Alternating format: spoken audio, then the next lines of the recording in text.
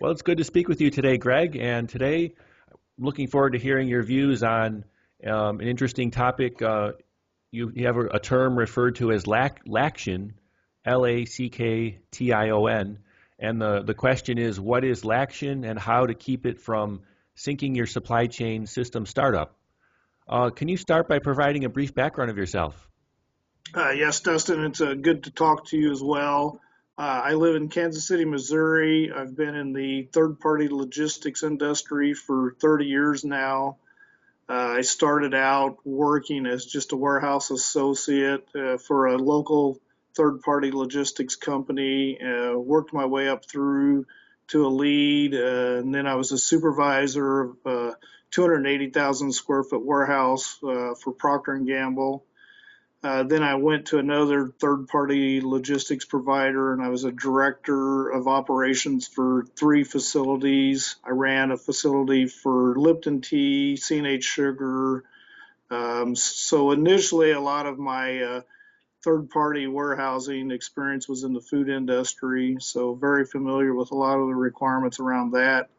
And then I went to a company called Menlo Logistics, and I was senior manager of the warehouse management system implementation team, led implementations for many of the Fortune 100 companies throughout the world, doing warehouse management installations and also warehouse startups. I've done warehouses throughout the U.S., Canada, Mexico, Singapore, England, the Netherlands. So a wide variety of different experiences in the third-party logistics and distribution industry.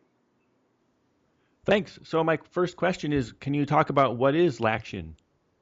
Laction's a term that I came up with from several years of doing startups, and basically I took several words that I think are key to being used during warehouse management system startups that end with the letters TION and just created the term Lacktion. So basically what it means, if you have the lack of some of the different terminologies, that's how I came up with Lacktion.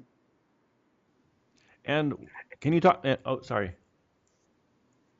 Nope, it's fine. Oh, okay. And then why is this important?